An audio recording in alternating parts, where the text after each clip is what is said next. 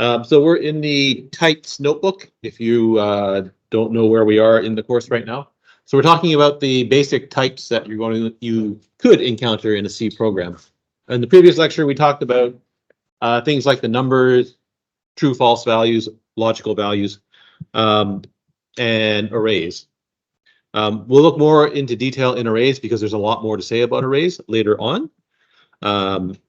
This is just an introduction to the basic types. So we'll go more into depth in strings as well. So C has no proper string type. So unlike Java and Python, which actually has a built-in string type, you don't really have a true string type in C. So instead, what you have is just an array of plain old characters. Now remember, arrays in C, they don't know how big they are. So strings don't know how big they are either.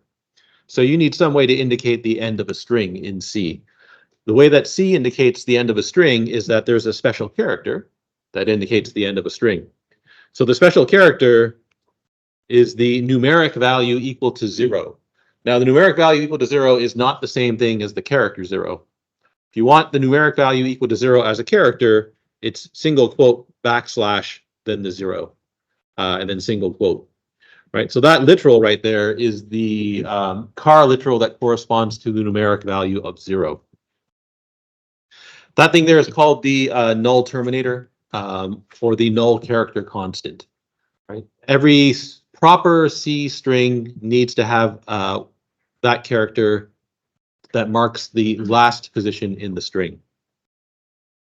So like Java, and I guess like double quoted strings in Python, a C string literal is just something that's double quoted. You can have the empty string in C as well. So a string, there's no proper string type, so it's just an array of car. So str in this example is an array of car. This is going to represent my string. I can store the string sys220 in that array. Now, when you write out the string literal, you don't have to put in the null terminator character in the string literal. So the compiler will insert a \0 at the end, right there, of that string when it stores those characters into this array str. So remember, puts is the function that can print a string, so this not surprisingly prints sys220. Notice here that the array, we didn't actually specify how long that array is. If you count the number of characters in the literal, though, you get 7. Right? So the length of this array here, str, is equal to the number of characters in the literal plus 1.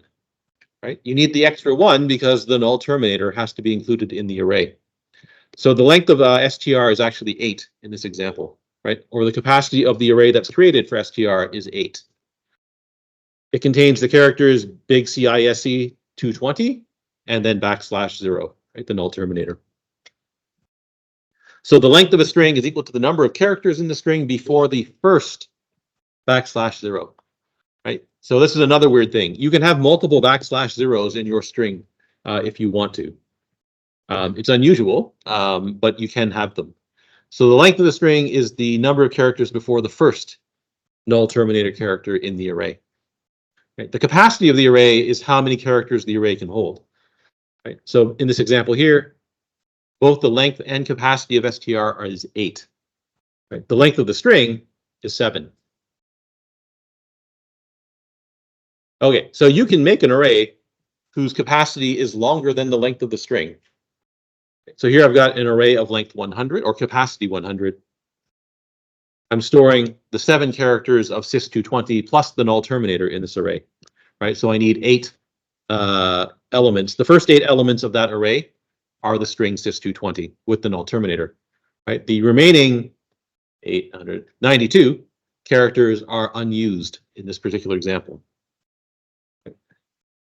Okay, so if you print the capacity of the array, so I can get the capacity of the array is just 100, right? The length of the string, if you use the function strlen, so that's the string length function, will be 7 in this case. So our capacity of the array is 100. Our string length is 7. Right? So strlen, that's how you get the length of a string. It's just a function that counts the number of characters before the first null terminator character. Right? So it counts 1, 2, 3, 4, 5, 6, 7, and then there's a null terminator, so it stops. Which is another interesting thing in C, right? So if you want the length of a string in C, you need to perform an operation that's in on, where n is the number of characters in the string. Right? So it's actually inefficient to ask for the length of a C string. Right? In Java and Python, the string class actually keeps track of how long the string is. Right? So that's an O1 operation. In C, you actually have to iterate over all the characters in the string until you find the null terminator to get its length.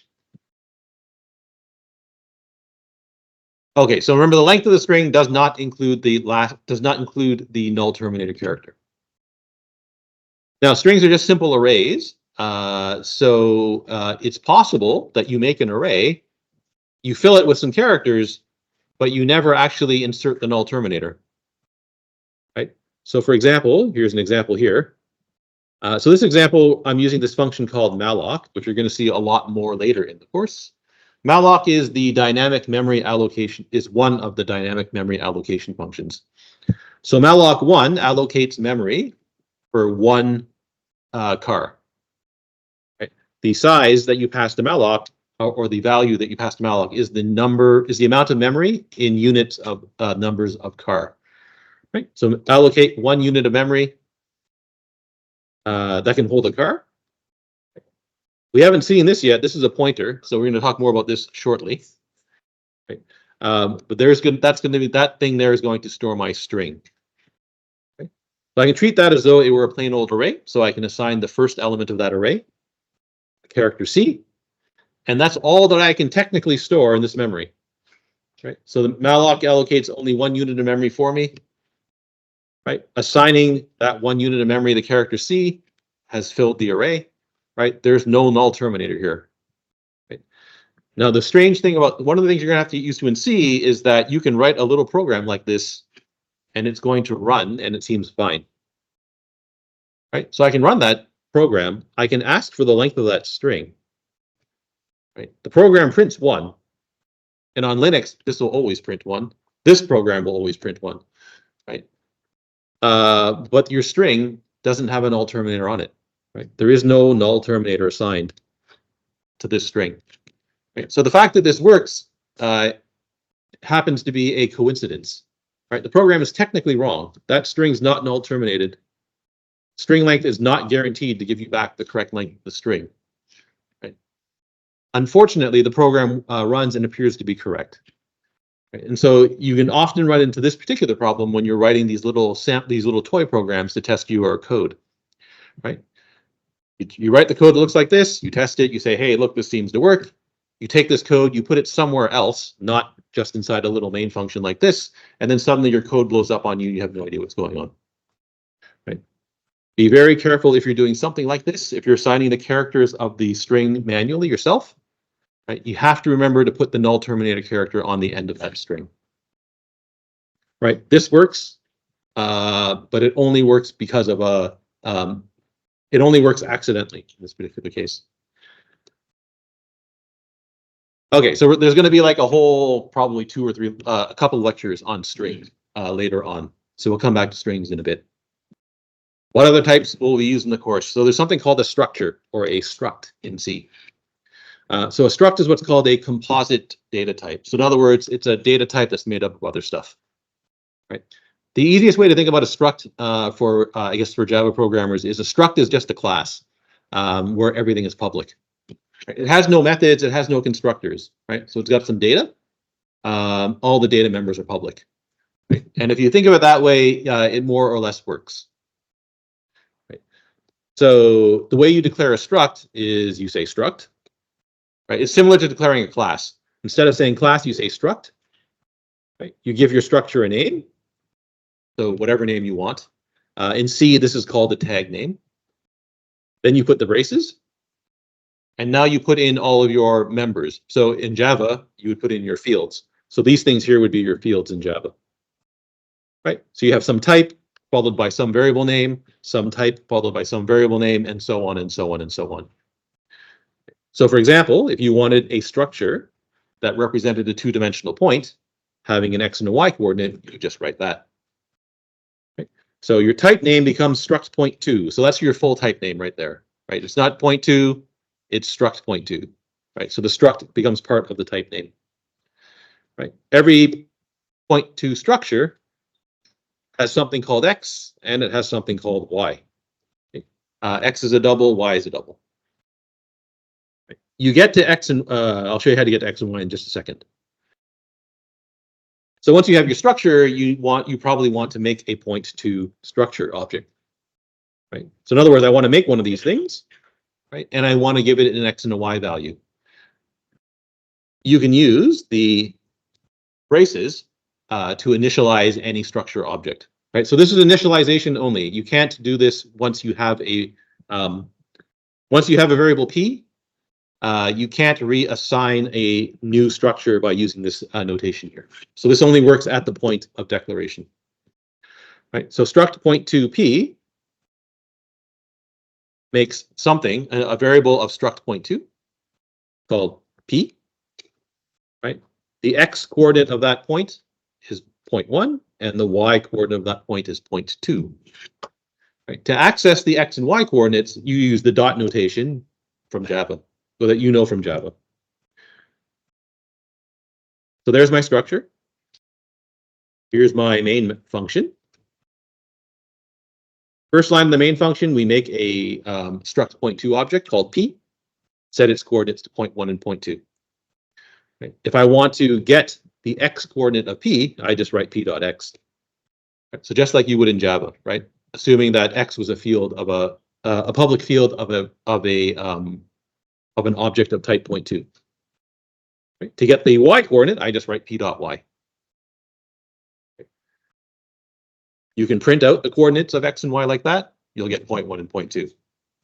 If you want to assign x and y, you just write p.x equals something, right? And p.y equals something. Print them out using printf, and you'll get 100 and 200. Like that.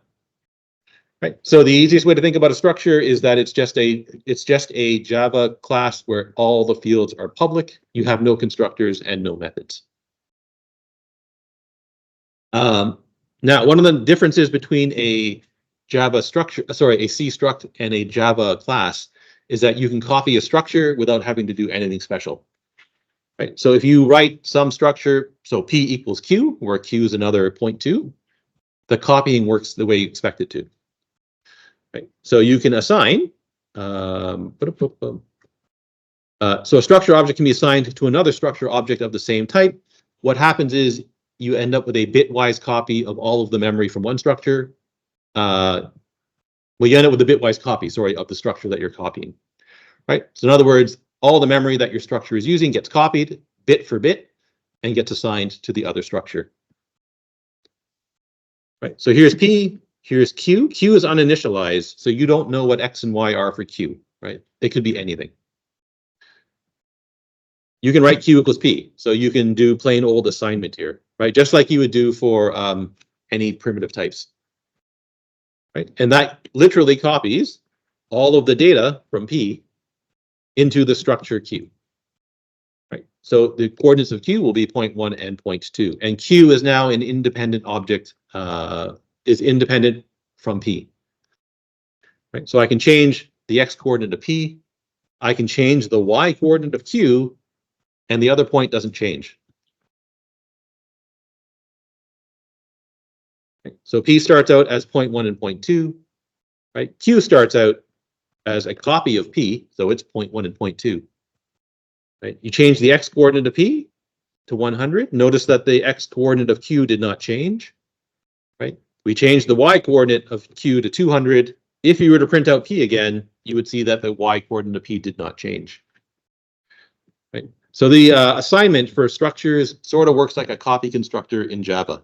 Right? It actually makes an independent copy of the object on the right-hand side. Right? So you don't have to do anything special. Okay, now what you don't get in C is that you don't get an equals operator. So there's no way for me to compare P and Q for equality, for example. Right? If I write Q equals P, you'll end up with a compilation. You'll end up with a compilation error. Right, so bool true false, like that. Boop, boop, boop, and you end up with an error. Right? You end up with an error that says invalid operands to binary equals equals. Right? Their types are struct .2, equals equals is not defined for structs. Right? So you can't compare. You don't get a built-in equality operator. If you want to compare the two structures for equality, you have to write a function, and then you have to call the function. Right? But we'll look at that examples of that when we talk about structures in greater detail. Right? And so that's the so along with the lecture from the previous Friday, that is the introduction to types in C. Right? There's if you know about what a union is, we don't actually talk about unions in this course. Unions are they're another compound type, so they're like a structure, but they're a bit odd, along with everything else in C. So we're not going to talk about unions in C in this course. You can look them up if you want to know what they are. If you want to know what they are, and if you want to know what they are, it's actually hard to find examples of when you would use them. All right, so we're moving on to the next notebook. So we need to talk about scope and lifetime of objects. So we normally don't talk about the lifetime of an object in C in Java and Python, right? Those languages take care of the lifetime of objects for you, right? You need an object, so you need a string or something. You make the string, right? You use the string, and then you don't care about it, right? When you're done with the string, somebody else comes along later on and cleans up the memory that's used for the string. That's not true in C, right? So the problem in C is that if you create an object, then if you create an object that has what's called dynamic has a dynamic lifetime, you're responsible for cleaning up after that object yourself. So that's going to take some getting used to as well. All right, so scope. Scope is, you know about scope from your previous courses, right? So scope is just the part of your program where a name is valid. Right. So C and Java are similar in that they're block scoped languages, right? If you declare a variable inside of a block, then that variable is usable inside of that block, right? From the point of declaration to the end of the block. But there are other types of scope in Java. Sorry, there are other types of scope in C that aren't in Java, and vice versa. So scope is where a name is usable. The lifetime of an object determines when an object is usable. Right. So like I said, in Java, you generally don't care about the lifetime of an object, right? The virtual machine takes care of cleaning up for you. In C, that's no longer the case. Okay. So as far as scope goes, there's 4 kinds of scope that occur in a C program. So there's something called file scope, there's something called block scope, there's function prototype scope, and there's function scope. We don't care about the 4th one, right? So function scope is not relevant for our purposes. It's only related to something very particular in the C language, right? That you're never going to see in this course. So we really only care about the first 3, and even the 3rd one, you don't really care about that much, right? The 3rd one's straightforward. Okay, but the first 2 are important. So file scope.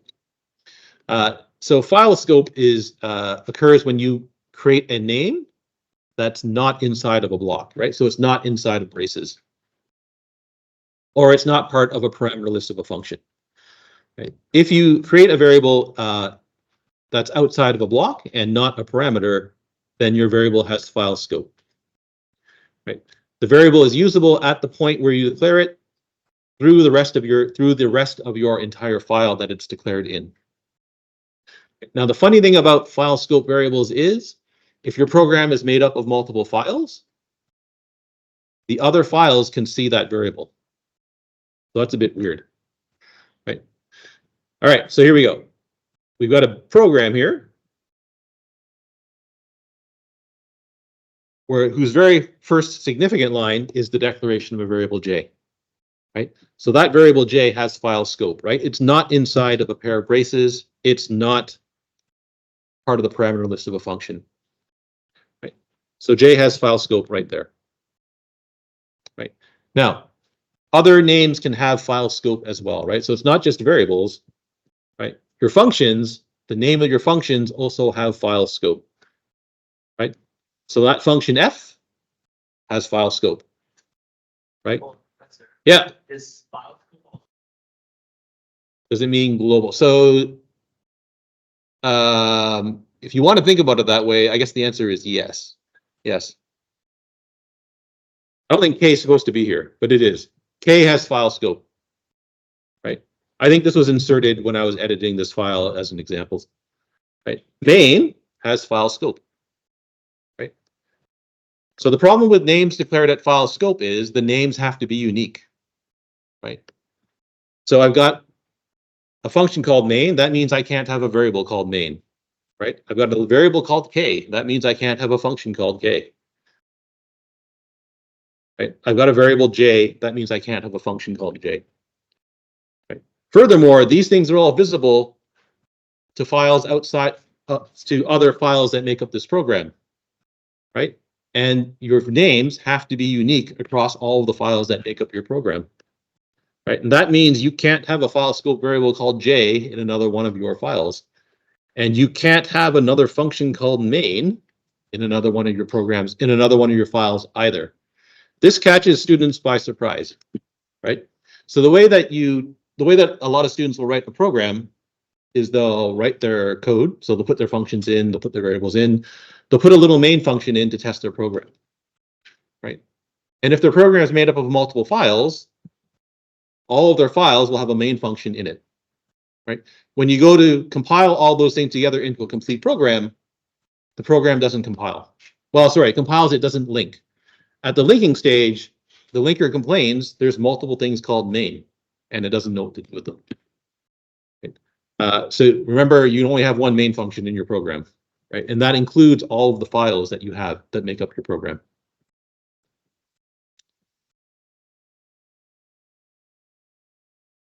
Okay.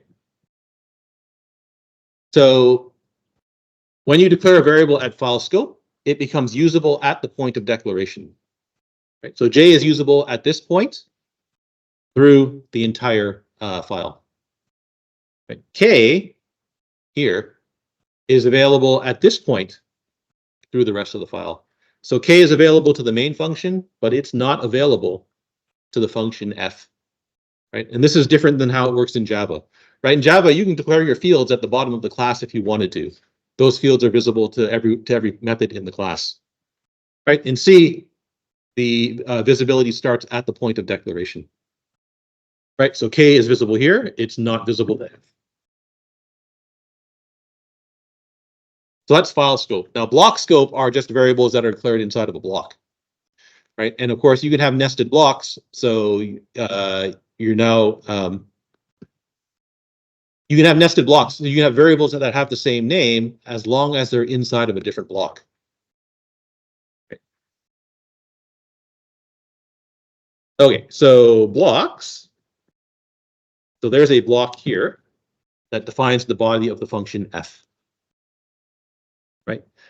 Parameters also have block scope.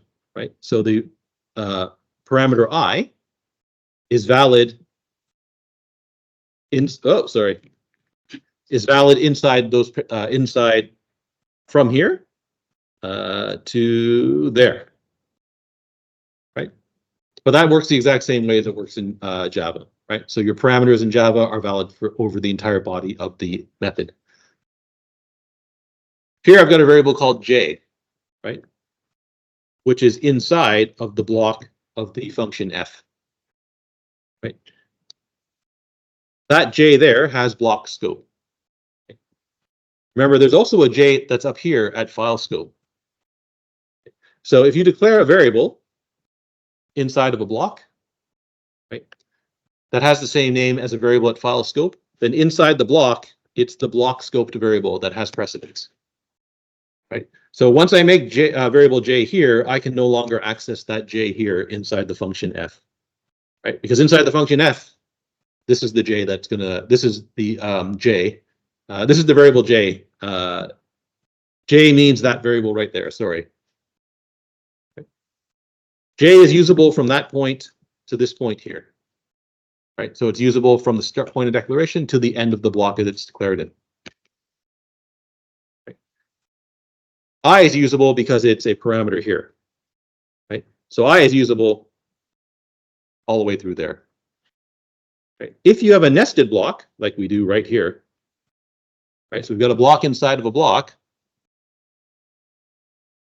and you declare a variable that has the same name as a variable that's in the block outside of this block, right? It's the inner variable that takes precedence, right? So inside this loop here, right, from this point and this point here, whenever you use the name J, you mean that J right there, right? You can't get to that J anymore, and you can't get to that J anymore, right? Similarly here, our loop declares a loop variable I, right? So inside the loop, I means that I right there, right? And you can no longer get to that I, or sorry, that I anymore inside that for loop, right? So if you have a nested variables at nested scope, they will hide variables of the same name that are in an outer scope. Oh, there's actually commentary here. So if you're reading the notebooks on your own, you can probably see the comments. I have to zoom this in so that the font's really big. So it's hard to see the comments here.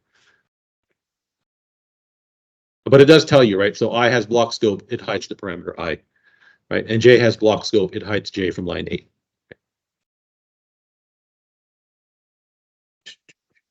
All right, so there's block scope. So there's something called function prototype scope. Normally this won't affect you. Sometimes though it might, right? So function prototype scope, it's just the scope of the parameters here, right?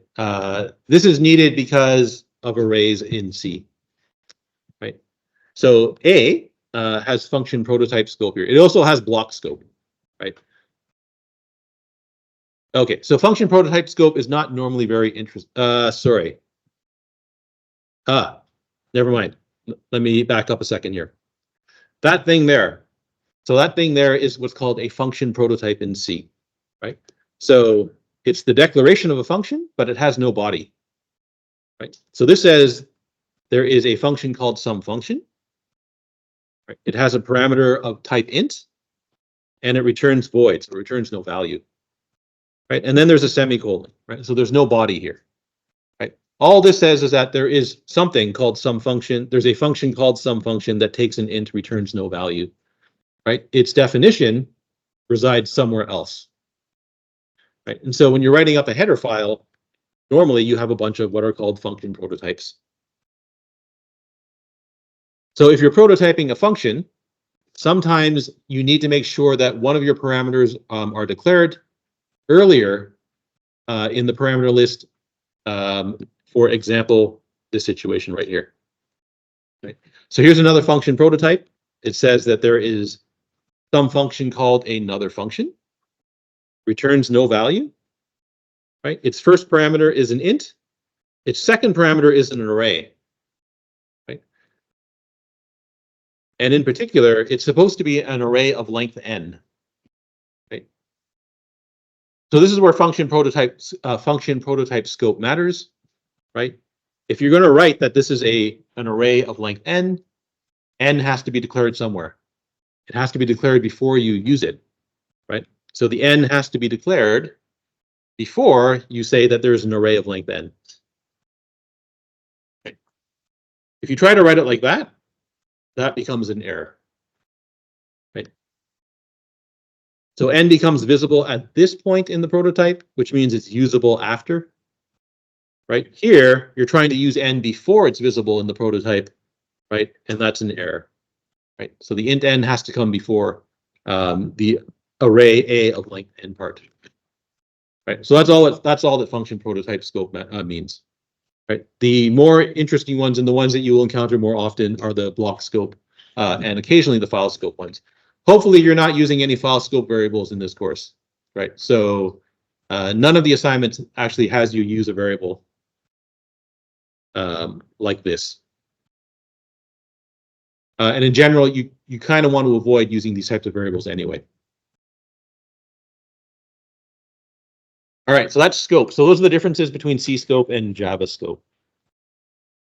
And now we have to talk about lifetime. Right. So the lifetime of an object in C is determined by what's called its storage duration. Right. So the storage duration is just how long a variable or an object is kept for. Right. So there's automatic storage duration. Right. So automatic storage duration is out of your hands. The language takes care of those types of objects. Right. There's static storage duration, and there's allocated storage duration. There's also something called thread storage duration, but that's not relevant to this course, right? That's an issue for your operating systems course, right? So that's SIS 324. So we're interested in the first three. Okay, so automatic storage duration, you don't have to do anything special, right? So automatic storage duration is the default storage duration of an object that is at block or functions. That's that block scope. So anything declared in a block, inside of a block, has automatic storage duration. You don't care. You typically don't care about the lifetime of those objects, right? So the way this works is that memory is for the object is allocated when the block that the object is declaring is entered, and memory is deallocated. Well, sorry, memory is in principle deallocated when the block is exited by any means. In principle, it doesn't mean it happens automatically or immediately when you exit the block. In principle, it happens, right? So let me just quickly check what I'm doing. There's two copies of the same program here accidentally. All right.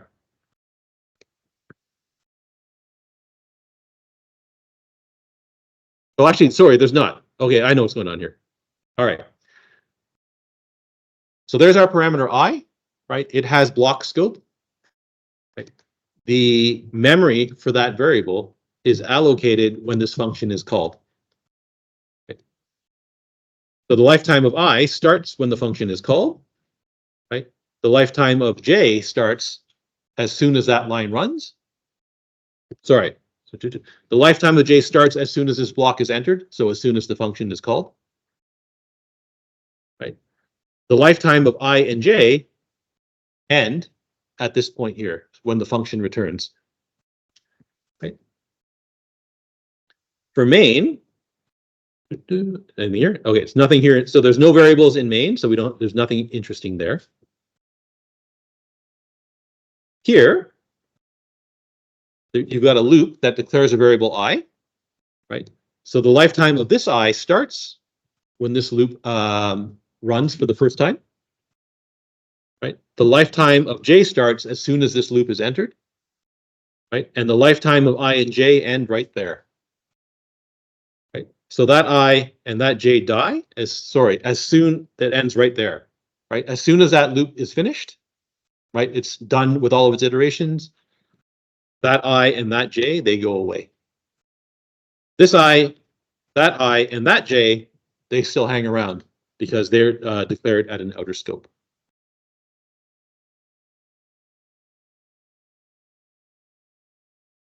Okay, so objects with automatic storage duration are not initialized, right? So they never get assigned a value if you don't assign. Sorry, they don't get any particular value unless you assign one to them, right? So if you declare a variable inside of a block and you don't provide an explicit initial value, the value is indeterminate, right? You don't know what it is.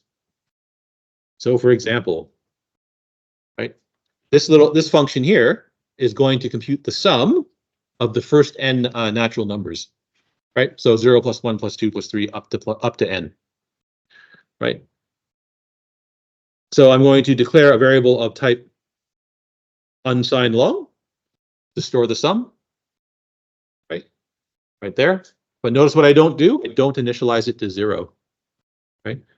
The language does not guarantee that this thing is initialized to 0. Right? In fact, the language explicitly says whatever memory happens to be sitting here is what the value of sum is. That could be anything. Right? So you have no idea what the value of sum is. So if you go ahead and accumulate the sum into that variable, you're not guaranteed that it's the correct value.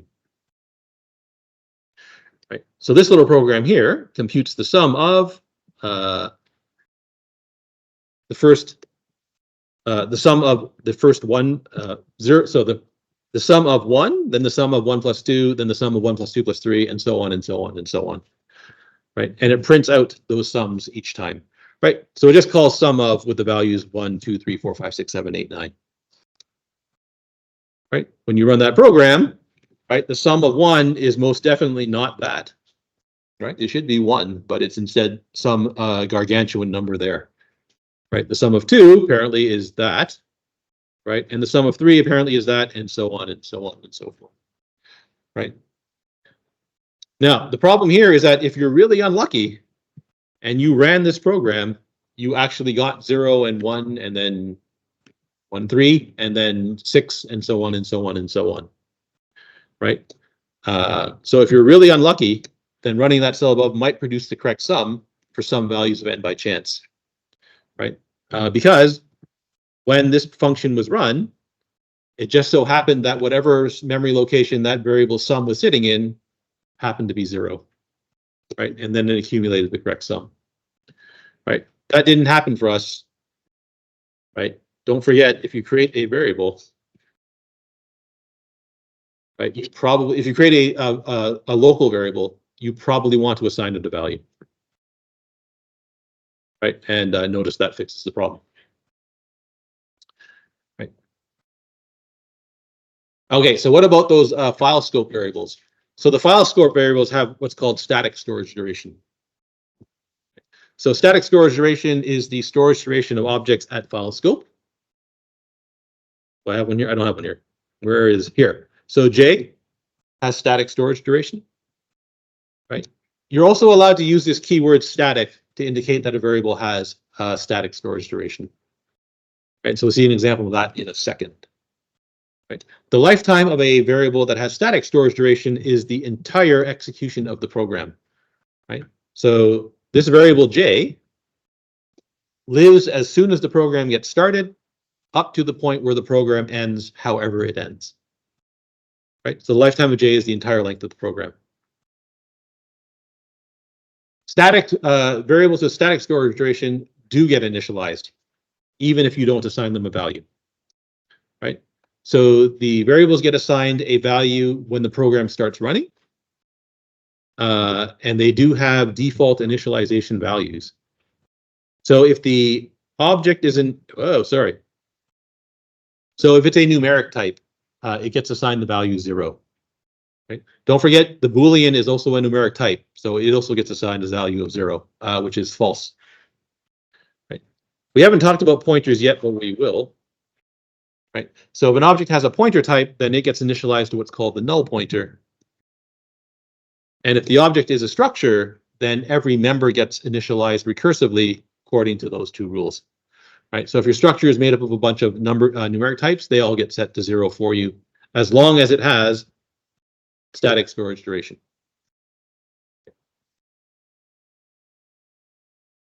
Okay, so that's what happens with the variable J.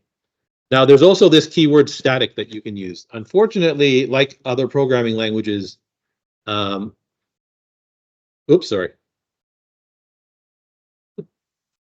word static is context dependent, right? So if you declare a variable and you mark it as static, that means it has static storage duration, right? So variables that are marked static, their lifetime is also the length of the program, right? So they are born when the program starts to run, and they die when the program ends.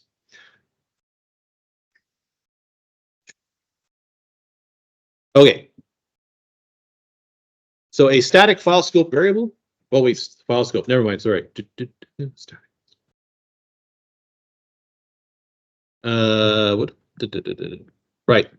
Okay. So if you make a variable at file scope and mark it as static, right, then it has static storage duration, but we already knew that because it's at file scope. But it also means it's visible only inside of the translation unit that it's declared in. So here, we've got our variable called sum, and it's marked static. It's only visible inside of this, inside the file sum of 2.c. Right? So even though it's at file scope, it's not visible to everybody else. right? It's only visible inside of this one, inside of the source code file sum of 2.c, right? So it's sort of like a private variable in a private field in Java. So this is the exact same example.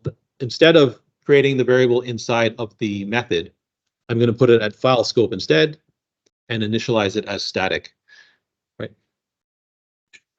Okay, so this is going to run.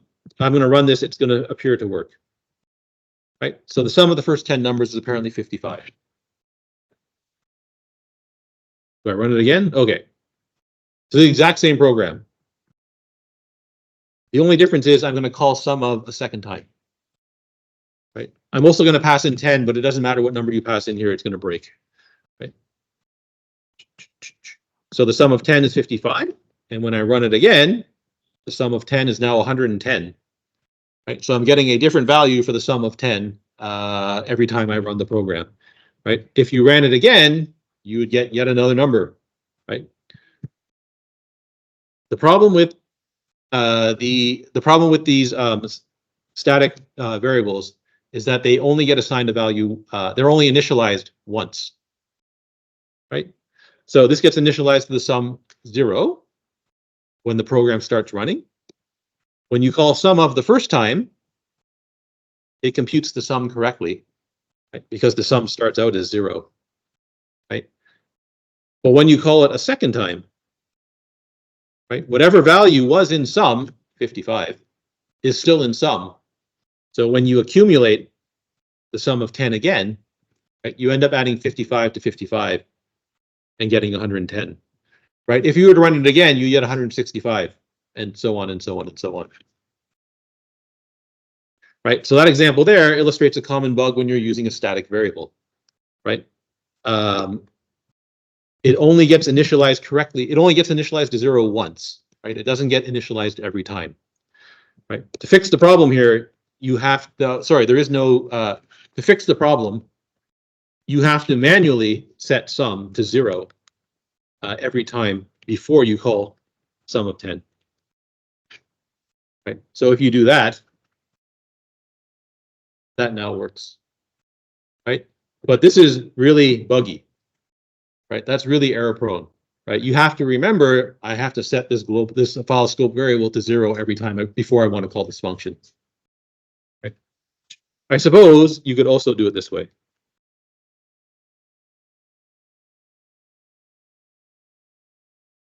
Right? So set sum to 0 at the top of sum of every time. I mean, really, the answer here is don't use a file scope variable for this purpose. Use a local variable to accumulate the sum.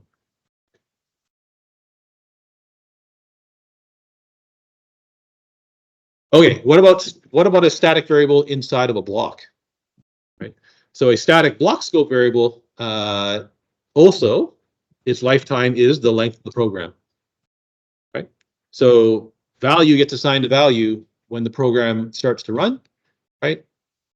And it maintains its value as long as the program is running. Right. And so this lets a function remember some data between calls to the function, right? Which is strange, right? So here we have a function called count, right? All that it does is it keeps track of some value here, right? And it adds that value to the count every time you call it. So here, we're adding the increment each time to the value, and then it returns the current count. Right. So if you call count the first time, right, and you pass in 0, that'll give you the starting value of the counter, which is 0. Right. If you call count with a 1, right, it adds 1 to the current value. So now you're going to get 1. And now the value stays 1, right? After you increment it here, right, the value stays whatever the value, is retained between calls to the function, right? So increment it again, you're going to get 2, and increment it again, you'll get 3. Like that, right? And so there's an example of retaining information between calls to a function. This is this is somewhat unusual. Well, actually, I'd say it's very unusual. As far as I know, there's only one function in the entire C library, C standard library, that does something like this. And we'll look at that function later on in the course. Okay, this is going to be a good place to stop. So the next part is going to be allocated storage duration, and this is where you end up with a really big difference between Java and C. All right, so I think I'm going to save that for next class, and we'll talk about that in the next lecture.